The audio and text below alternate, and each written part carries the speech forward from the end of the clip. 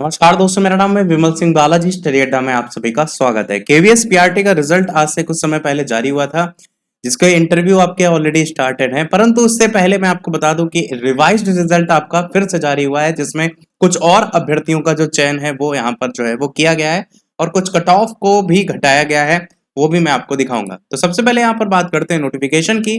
केंद्रीय विद्यालय संगठन 27/10/2023 को ये नोटिस जारी हुआ, जिसमें बात की गई कि प्राथमिक शिक्षक पीआरटी पद के लिए साक्षात्कार के लिए चयनित जो परीक्षार्थी उनकी सूचियां 19/10/2023 को केंद्रीय विद्यालय की वेबसाइट पर अपलोड की गई थी।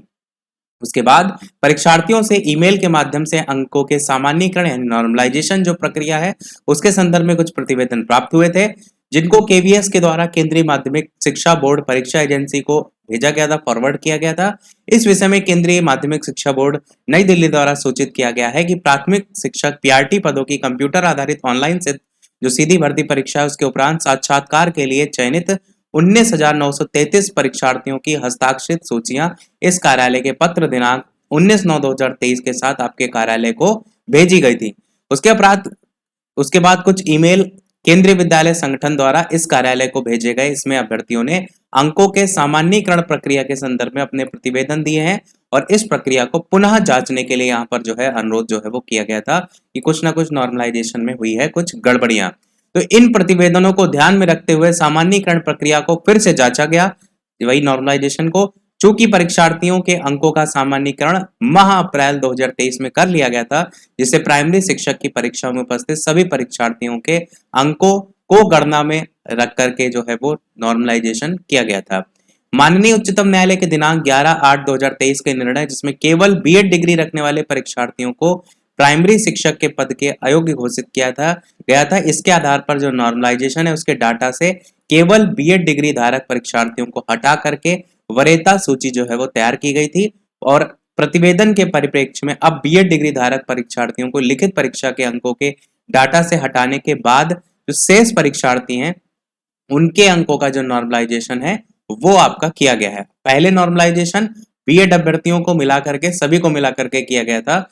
अब यहाँ पर जो बात की जा रही है वो बीएड अभ्यर्थियों को आप कहेंगे हटा करके फिर नॉर्मलाइजेशन को लेकर के बात यहाँ पर की गई है। वही लिखा है, प्रतिवेदन के परिप्रेक्ष्य में बीएड डिग्री धारक परीक्षार्थियों को लिखित परीक्षा के अंकों के डाटा से हटाने के बाद जो बचे हुए अभ्यर्थी हैं उनके अंकों का नॉर्मलाइजेशन किया गया है, जिसके बाद सभी परीक्षार्थियों के जो सामान्यीकृत अंक है, नॉर्मलाइजेशन अंक है, उनमें अब परिवर्तन हुआ है और कट ऑफ भी परिवर्तित हुए हैं। इस प्रकार साक्षात्कार के लिए चयनित परीक्षार्थियों की जो सूचियां हैं वो तैयार करने पर यह पाया गया कि कुल 301 अतिरिक्त परीक्षार्थी जो है वो साक्षात्कार के लिए जो है वो चयन हुए हैं। तो केवल 301 अभ्यर्थियों का चयन हो गया है, जिसमें जो कट ऑफ देखेंगे उसमें क्या परिवर्तन हुआ है। अनरिजर्व की कट ऑफ 134.9098 करके हो गई है। देख रहे हैं केवल दशमलव में ही परिवर्तन हुआ, ये लगभग वही उस समय पहले 135 के शायद करीब थी।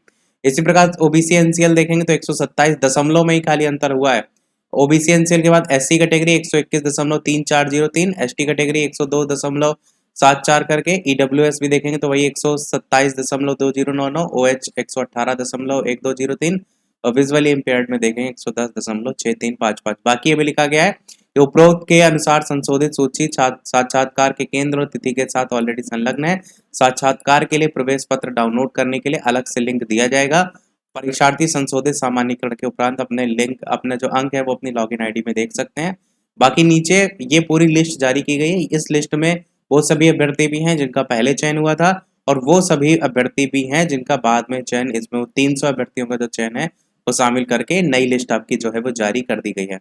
यहाँ पर आप देख पाएंगे जो टोटल अभ्यर्थियों की संख्या है वो आपको कितनी देखने को मिल रही है। तो टोटल आपकी अभ्यर्थियों की संख्या यहाँ पर 431 पेज आखिरी है। तो ये 20,234 जो है वो आपकी हो गई। पहले ये संख्या कितनी थी, 19,000 के करीब थी, 19,900 करके ऐसे थे। तो वही लगभग 300 अभ्यर्थियों को इसमें और एक्स्ट्रा शामिल कर लिया गया है।